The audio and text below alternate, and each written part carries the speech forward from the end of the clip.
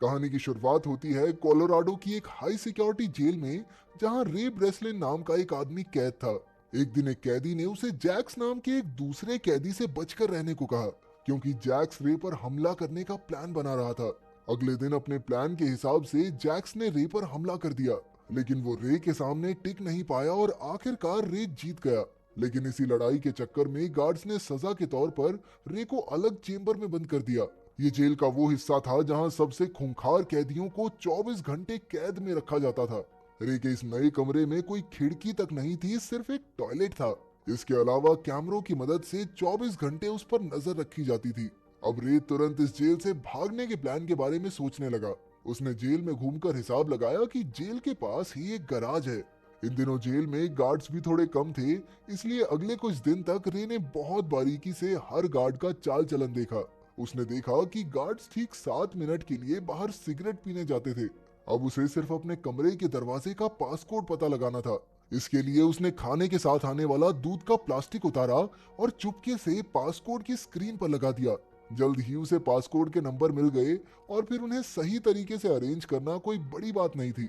इसके अलावा उसने बाहर मौजूद अपनी टीम तक भी खबर पहुंचा दी कि जिस दिन वो भागेगा उस दिन ठीक 4 बजे उन्हें साथ की गैराज में आग लगानी होगी। आखिरकार वो दिन आ ही गया और रे पासकोड लगाकर कमरे से बाहर निकला। फिर वो पाइप्स वाले रास्ते से होता हुआ गैराज तक आ पहुंचा और उसी समय उसकी टीम ने बाहर विस्फोट करके सबका ध्यान भटका दिया। जल्द ही फायर ब्रिगेड वहां आई और रे चुपके से उनकी गाड़ी के नीचे लटक कर भाग निकला। आखिरकार उसके साथ ही एबिगेल और हश उसे लेने आए, लेकिन फिर उन्होंने रे को एक खाली सड़क पर छोड़ दिया। जल्द ही पुलिस ने उसे पकड़ लिया, पर तभी लेस्टर नाम का एक आदमी वहां आया और उसने पुलिस से रे को छोड़ने को कहा। इसके बाद लेस्टर और रे उसी जेल के हेड से बात करने पहुंचे और तब ये खुलासा होता है कि रे खुद एक सिक्योरिटी कंपनी का मालिक था। ये कंपनी दुनिया भर की जेलों की सिक्योरिटी की जांच करती थी। रे कोई अपराधी नहीं था, बल्कि वो तो खुद एक कैदी बनकर सिक्योरिटी की जांच करने जाता था, ताकि जेल के हेड उसमें और सुधार कर सकें। वो इतनी जेलों से भाग चुका था कि अब लोग कहने लगे थे कि भाई ये बंदा तो किसी भी जेल से भाग सकता है। आखिरकार पूरे 5 महीने बाद वो अपने ऑफिस गया, जहां उसने दुनिया की सबसे आसान गेम खेलकर अपने दोस्तों को खुश किया।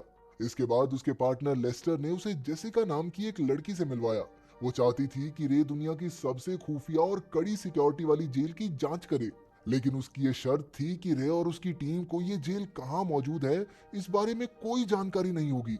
इस काम के लिए वो लाखों डॉलर्स देने को तैयार थी, लेकिन रे को ये सब कुछ ठीक सा नहीं लगा। पर लेस्टर के थोड़ा मनाने पर वो राजी हो गया। इसके बाद उन्होंने रे को एंथनी नाम के एक आतंकवादी की पहचान दी और फिर एबिगेल ने उसकी बाजू में एक ट्रैकर भी लगा दिया, लेकिन जल्द ही उसे किसी ने अगवा करके बेहोश कर दिया और उन लोगों ने बड़ी बेरहमी से उसकी बाजू में लगा वो ट्रैकर भी निकाल दिया। अब वो सीधा जेल में पहुंच गया ताकि उसे पता ना लग सके कि ये जेल कहाँ पर है। जब रे की आंख खुली तो उसने देखा कि वो एक कांच के डिब्बे में बंद था और उसके चारों ओर कई कैदी थे। इसके बाद रे की मुलाकात जेल के वार्डन हॉब्स से हुई, लेकिन रे को तो बताया गया था कि वार्डन का नाम मार्श होगा। वो समझ गया कि कुछ तो गड़बड़ जरूर है, इसलिए उसने वो खास कोड बोला जिससे वो इमरजेंसी में जेल से बाहर निकल सकता था। लेकिन हॉब्स ने उस पर कोई ध्यान ना देते हुए उसे जेल में भेज दिया। उधर एबिगेल और हर्ष बाहर रे का पता लगाने की पूरी कोशिश कर रहे थे। वहीं जेल में रे ने देखा कि हर एक गार्ड ने एक जैसे कपड़े और मास्क पहने थे और उनका जब मन करता वो किसी को भी पीटने लग जाते। बाद में एमिल नाम का एक कैदी उसके पास आया और उसे बताया कि उसने कोई जुर्म नहीं किया, लेकिन फिर भी वो इस जेल में है क्योंकि कुछ लोग उससे उसके बॉस का पता निकलवाना चाहते हैं। तब रे को समझ आया कि यहाँ कोई असली अपराधी है ही नहीं, बल्कि यहाँ अमीर लोग अपने दुश्मनों को टॉर्चर करने के लिए भेजते हैं। अब उसे खूंखार कैदियों वाले इलाके में जाना था, इसलिए वो प्लान बनाकर एमिल से हाथापाई करने लगा। आखिरकार उन्हें खास कमरों में बंद कर दिया गया, जो अपने आप में किसी टॉर्चर से कम नहीं था। इस कमरे का तापमान इतना ज्यादा था जिसे कोई भी इंसान सहन नहीं कर सकता। वहां की तेज रोशनी से जल्द ही उन्हें चक्कर आने लगे और वार्डन कैमरे से ये सब देखकर मजे लेता रहा। फिर अगले दिन डॉक्टर कायरी रे को देखने आया। उसे रे पर थोड़ी दया आई, लेकिन जब रे ने उससे इस जेल का पता पूछा तो उसने कोई जवाब नहीं दिया। आखिरकार एमिल और रे को छोड़ दिया गया और रे ने बताया कि कमरे का फर्श एल्यूमिनियम की जगह स्टील से बना था।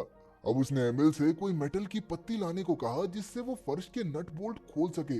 इसके बाद एमिल को वार्डन ने बुलाकर एक बार फिर उसके बॉस मैनहम के बारे में पूछा, लेकिन उसने एक शब्द नहीं कहा तो फिर गार्ड ने जबरदस्ती उसके मुंह में पानी की पाइप ठूसकर उस पर बहुत जुल्म किए। पर इस दौरान एमिल मेटल का एक टुकड़ा चुराने में कामयाब रहा। बाद में उसने रे से उसके प्लान के बारे में पूछा तो रे ने कहा कि उसके हिसाब से ये जगह जमीन के नीचे बनी है। अगर वो बोल्ट खोलकर यहाँ से बाहर निकल भी गए तो उन्हें ऊपर की ओर रास्ता बनाकर जमीन तक पहुंचना होगा। ये सब सुनकर एमिल को विश्वास हो गया कि कुछ तो पता है इस आदमी को, यही निकालेगा मुझे बाहर। अब वो प्लान के मुताबिक फिर से लड़ाई करके उन कमरों तक पहुंच गए। वहां रे ने कैमरा से छिपकर नट खोलने शुरू किए और काम होते ही एमिल को इशारा कर दिया ताकि वो गार्ड्स का ध्यान भटकाए। तभी एमिल चिल्लाने लगा और सब उसकी ओर देखने लगे। इतने में रे ने कागज से अपना कैमरा ढक दिया। इसके बाद वो फ्लोर से नीचे उतर गया, लेकिन तभी उससे गलती से एक पाइप टूट गई जिससे हर जगह पानी भर गया। आखिरकार जब वो ऊपर पहुंचा तो उसने देखा कि ये जेल जमीन पर नहीं बल्कि समुद्र के बीचों बीच पानी के एक विशालकाय जहाज में थी। इधर अंदर का पानी चारों ओर फैलने लगा था और तब रे तुरंत अपने कमरे में वापस लौट आया। उधर एबिगेल और हर्ष ने लेस्टर से रे के बारे में बात की। असल में इस काम के लिए रे को जो चेक मिला था वो बाउंस हो गया, और तो और जेसिका का भी कोई अता पता नहीं था। इसीलिए उन्होंने लेस्टर को रे को ढूंढने को कहा, लेकिन लेस्टर तो कहने लगा कि रे को अपना काम करने दो। उनके जाने के बाद लेस्टर ने जेल के वार्डन को फोन किया और रे को पूरी उम्र वहीं रखने को कहा। तब ये खुलासा होता है कि लेस्टर अकेला ही इस कंपनी का मालिक बनना चाहता था, इसीलिए उसने ये नकली डील करके रे को हमेशा के लिए जेल भेज दिया। लेकिन एबिगेल और हर्ष ने हार नहीं मानी। हर्ष को टूम नाम की एक गैर कानूनी जेल के बारे में पता चला जिसमें लोग अपने दुश्मनों को रखते थे, लेकिन ये है कहां पर ये किसी को नहीं पता था। उधर जेल में रे और एमिल को पता लगाना था कि वो दुनिया के किस हिस्से में मौजूद हैं। इसके लिए रे ने डॉक्टर कायरी से मदद मांगी, लेकिन डॉक्टर ने उसकी कोई मदद नहीं की। खैर फिर रे ने गत्ता चुराया और जुगाड़ करके उससे सेक्सटेंट नाम का एक डिवाइस बनाया जिससे शिप की लोकेशन के पॉइंट्स पता किए जा सकते थे। पर इसके लिए उसे शिप के ऊपरी हिस्से में जाना होगा, इसलिए उसने जावेद नाम के कैदी से मदद मांगी। बाद में जावेद ने वार्डन के पास जाकर उसका जासूस बनने का नाटक किया और बदले में उससे खुली हवा में नमाज पढ़ने की इजाजत मांगी। अनजान वार्डन ने इस बात की मंजूरी दे दी और फिर अफरीदी ने उस डिवाइस के जरिए शिप के पॉइंट्स पता किए। आखिरकार रे ने हिसाब लगाया कि वो मोरक्को के पास अटलांटिक ओशियन में थे। तब एमिल ने उसे बताया कि उसका एक दोस्त मोरक्को में ही रहता है। अगर वो किसी तरह उस तक खबर पहुंचा दें तो वो अपनी टीम के साथ उन्हें बचाने जरूर आएगा। अब रे फिर से डॉक्टर कायरी से मिला और उसे मदद करने के लिए मना ही लिया। फिर रात को डॉक्टर ने एमिल के दोस्त को ईमेल लिखकर उनकी जेल का पता दिया। आखिरकार भागने का दिन आ गया और जावेद ने वार्डन को झूठी खबर देकर कहा कि ब्लॉक ए में लड़ाई होने वाली है। ये सुनकर वार्डन ने तुरंत सारे गार्ड्स को ब्लॉक ए में भेज दिया और खास कमरों पर सिर्फ 2 गार्ड्स रह गए। रे ने मौका देखकर वहां लड़ाई शुरू कर दी और जल्द ही सब एक दूसरे को पीटने लगे। तभी रे, एमिल और जावेद शिप के ऊपरी हिस्से की ओर भागे, पर वार्डन ने तुरंत पूरी शिप में लॉकडाउन लगा दिया। हुआ ये कि उन तीनों के ऊपर पहुंचने से पहले ही सभी दरवाजे लॉक हो गए और मजबूरन उन्हें वापस लौटना पड़ा। उसी वक्त एमिल का दोस्त अपने आदमियों के साथ हेलीकॉप्टर में वहां तक पहुंचा, लेकिन शिप में गार्ड्स और कैदियों के बीच धुआंधार गोलीबारी चल रही थी। इसी दौरान जावेद के पेट में गोली लग गई। अब रे ने अपना दिमाग लगाया और कंट्रोल रूम में जाकर बिजली काटने का फैसला किया। इस तरह वो ऊपर का दरवाजा फिर से खोल सकते थे। उसने एमिल को जावेद का ध्यान रखने को कहा और खुद आगे चला गया। तभी जावेद ने एमिल को भी आगे जाने को कहा, क्योंकि वो जानता था कि वो ज्यादा देर तक जिंदा नहीं रह पाएगा। मजबूरन एमिल को उसे छोड़कर भागना पड़ा और बाद में गार्ड्स ने जावेद को मार डाला। उसी वक्त रे शिप की बिजली काटने में कामयाब रहा और उधर एमिल भी भागकर छत तक आ गया। अब वो दौड़कर अपने दोस्त के हेलीकॉप्टर तक पहुंचा, लेकिन पीछे से जेल के गार्ड्स उन पर हमला करने लगे। पर उन्होंने हार नहीं मानी और गार्ड्स का सामना करते हुए रे के बाहर आने का इंतजार किया। लेकिन रे तो बदकिस्मती से अंदर पानी के टैंक में फंस गया था। गार्ड्स हर तरफ उसे ढूंढ रहे थे, इसलिए वो दरवाजा खोलकर सीधा समुद्र में कूद गया।